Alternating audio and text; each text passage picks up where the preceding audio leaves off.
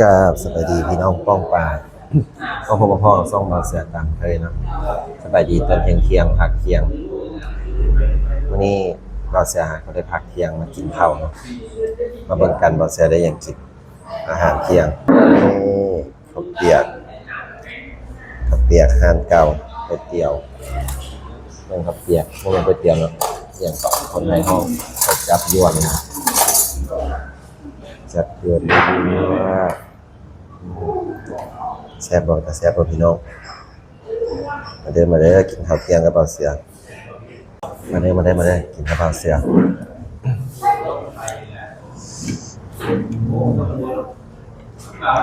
ข้าวเปียกยั่วๆพี่น้อง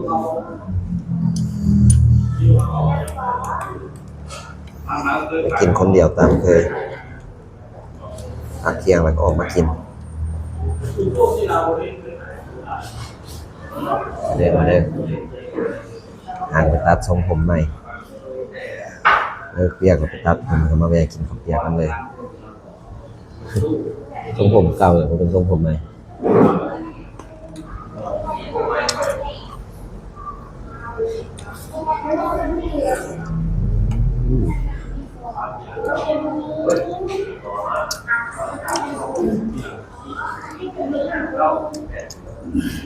ข้าวเปียกห้ามมีบ่มีผักกลับพี่น้อง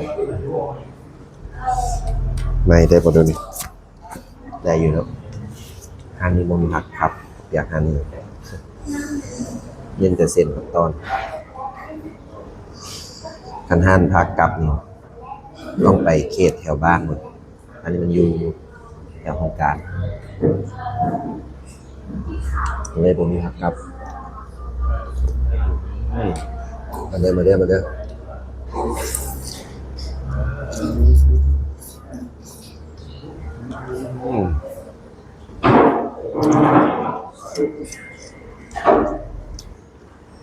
พักเที่ยงได้อย่างกินเนี่ยพี่น้องได้อย่างกินอาหารเที่ยงแน่มื้อนี้อยู่เวียงจันทร์ฝนกำลังตกเด้อพี่น้อง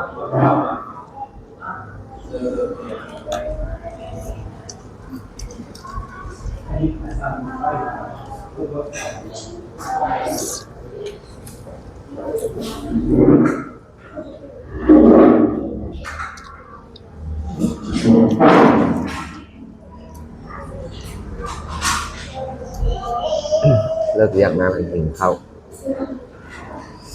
ชีวิตมันก็อย่างนี้แหละพี่น้องวนเวียนไป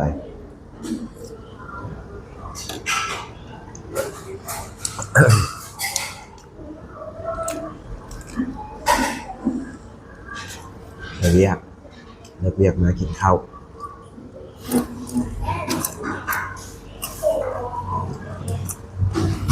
อิ่มแล้วไปเรียกต่อเลิกเรียกมาดูแลพ่อดูแลแม่นะ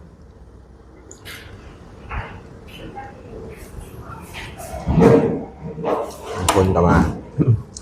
เราเสียโชคดีแล้วที่มีพ่อมีแม่ยังมีพ่อมีแม่ที่ได้ดูแลแม่อันนี้ยอมรับโชคดีของเราเสีย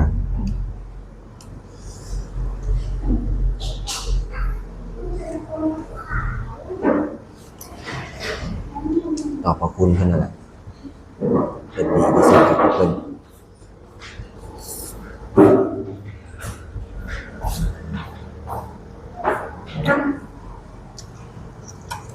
เป็นกระจมอยู่บันไดเสียง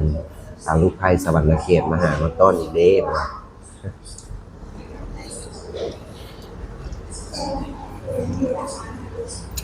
ถามหาอยู่ได้แต่ตู้แม่เลย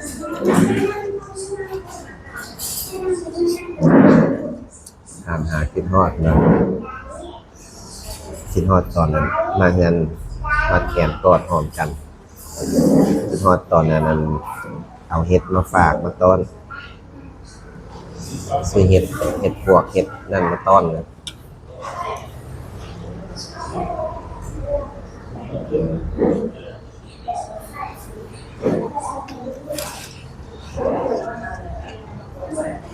ดีใจลูกชายจะได้เมียเป็นฟังเป็นฝาเป็นผู้เป็นคนเสร็จแล้วฝันจะสลาย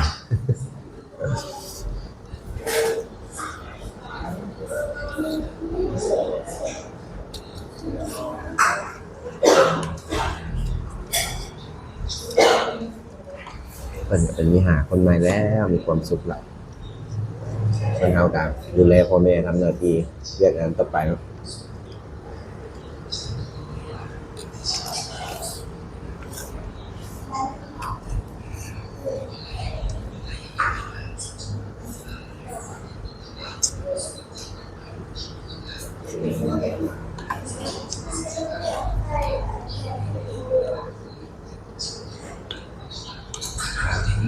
แซ่บๆ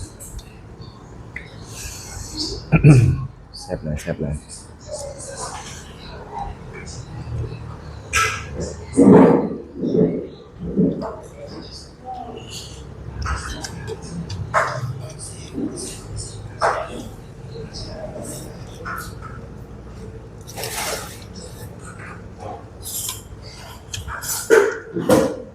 ไปริมไปเที่ยวนะก็ถือมวนก็ถือกินอกเอ็นใจอย่างใหญ่นะ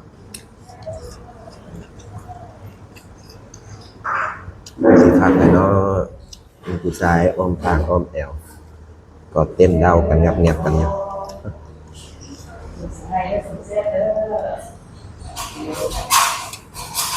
ส่วนเท่ากับเฮ็ดหน้าที่เวียกงานต่อไปปล่อยเขาไปมีความสุขไป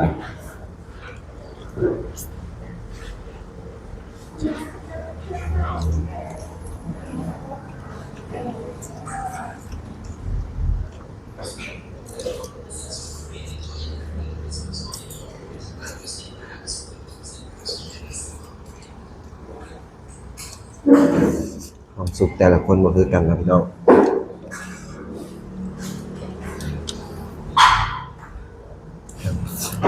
ความสุขของเราเสียคือการดูแลพ่อแม่ดูแลครอบครัว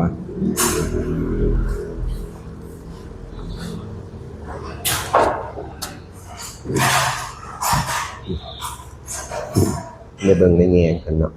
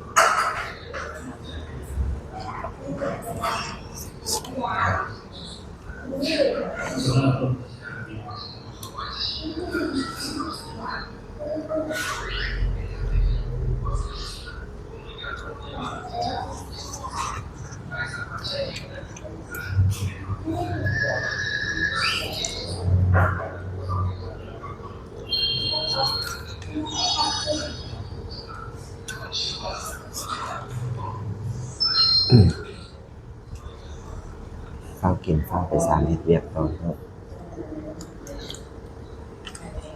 บ่ายโมงละ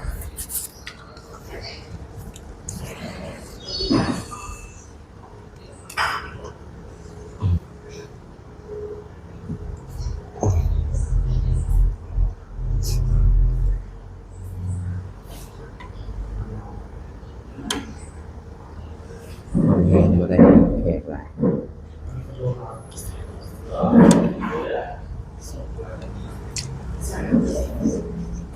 แล้วก็คอยว่าเอาว่าเวลาหลายบ่ได้ลูกค้าหลายแขกหลายอายเพิ่น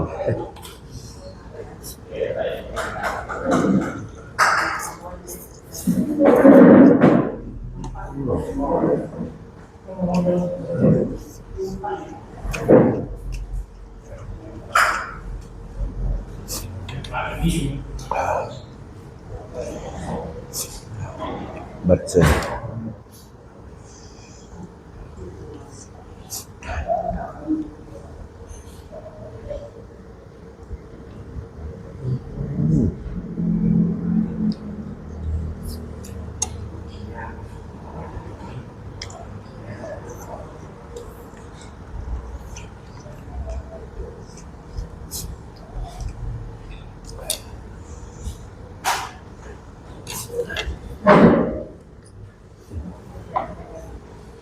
เบิดอ่า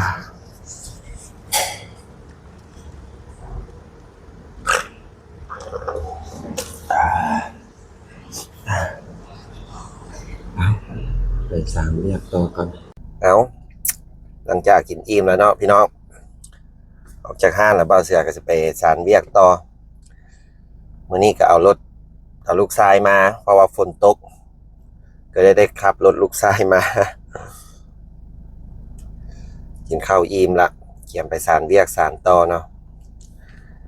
กาสิมาเว้าคือกันอีกประเด็นหนึ่งพี่น้องว่านี่บ่าวเสือคลิปลงบางคนก็ถามว่าสิเว้าถึงเพิ่นเฮ็ดหยังสิเว้าถึงเราเฮ็ดหยังว่าซั่นสิมาห่วงมาหึงหยังตอนนี้เอาคนเป็นห่วงเนาะพี่น้องมันก็ธรรมดาเนาะสิ่งบ่าวเสือเว้าไปเนี่ยมันก็คือเจตนาที่ดีเป็นห่วงสิว่าหึงสิว่าห่วงกับแม่นอีกก็เป็นห่วงนำบ่อยากให้เกิดอุบัติเหตุเกิดสิ่งที่บ่ดีกับชีวิตหั่นล่ะเพราะว่าเคยผ่านมาที่เคยเห็นมาแล้วเนาะบ่อยากให้เจอสิ่งเลวร้ายหั่นล่ะก็ค่อยเป็นห่วงก็เลยจึงกล้าเว้าออกไปหั่นล่ะคันบ่เป็นห่วงก็บ่เว้าออกไปดอกนิสัยของบ่าวเสือก็ได้เป็นห่วงเป็นใยจึงเว้าออกไปไม่ว่าเลยบ่พี่น้องเอ้ยธรรมดาเนาะของคนมันคิดฮอดคิดถึงกันมันก็ต้องว่าได้เว้าคิดฮอดคิดถึงกันเตือนสติกันคอยบอกระวังกันเข้าใจอยู่ว่ามีลูกมีหลานนำเพิ่นก็เบิ่งแยงก็เข้าใจลูกหลานบ่ทิ่มบ่ปาเบิ่งแยงมันอยู่หลักๆก็เป็นห่วงสุขภาพนั่นแหละสุขภาพร่างกายเพิ่นนั่นแหละบ่อยากให้ดื่มบ่อยากให้เที่ยวหลายตั้งใจเฮ็ดหน้าที่ตัวเองให้มันสำเร็จเรียบร้อยเนาะเพื่อหยังก็เพื่ออนาคตข้างหน้าของเจ้าของเองนั่นแหละอาจจะถ้ามีสิ่งดีๆที่มันเฮ็ดแล้วเรียบร้อยมันอาจจะมีผลดีๆที่กลับมาหาตัวเองเนาะเรื่องแบบนี้นะบ่มีไผฮู้ดอกว่าไปว่ามาก็ยังคิดฮอดบรรยากาศฝนตกนั่นนี่พยายามตอกยามตรงปลาอยู่ทงไร่ทงนากินปิ้งปลาตำบักถั่วโอ้ยข้าวร้อนๆปิ้งปลาขอกปลาเข็งปลารสปลาหยังเนาะคิดฮอดอยู่บ่แม่นว่าบ่คิดฮอดฮอดยายบุญฮอดคุณยายคิดฮอดน้องอาลิศคิดฮอดเบิดทุกผู้ทุกคนแหละที่อยู่เฮือนอยู่ซ่านนำบางคนก็ว่าบ่าวเสือลืมบุญบุญคุณแล้วบ่เคยลืมเคยบอกเคยย้ำตลอดอยู่ว่าบ่เคยลืมบ่เคยว่าสิลืมบุญคุณดอกแต่ละคนที่ว่าบ่าวเสือเคยไปกินไปอยู่นำหั่นน่ะเคยใช้ชีวิตร่วมนำบ่เคยลืมดอกบ่าวเสือก็ยังบอกตลอดว่าถ้าเจ้ามีหยังที่ให้ข้อยต้องการช่วยเหลือได้ข้อยก็สิช่วยเหลือบ้านาแห้งข้อยก็สิช่วยเทื่อข้อยต้องการหยังให้เจ้าช่วยหยังข้อยได้เจ้าก็ช่วยก็บอกกันตลอดพี่น้องข้อยก็บอกก่อนสิล้มก่อนสิคุยกันบอกกันหั่นแหละว่า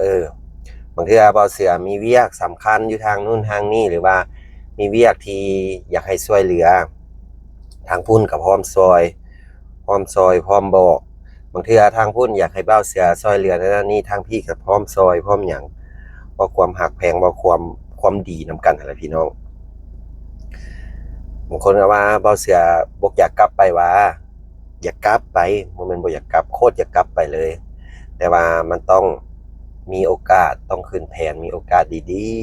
ๆมันไปบ่าวเสือไปดำมื้อ2มื้อก็บ่อยากไปเนาะไปก็อย่ามันอยู่ 2-3 ทิศหั่นล่ะไปซอยเฮ็ดซอยเบิ่งซอยสร้างซอยสาล่ะอันอยากไปอีหลีก็ได้มันต้องขึ้นแผนอีกอย่างก็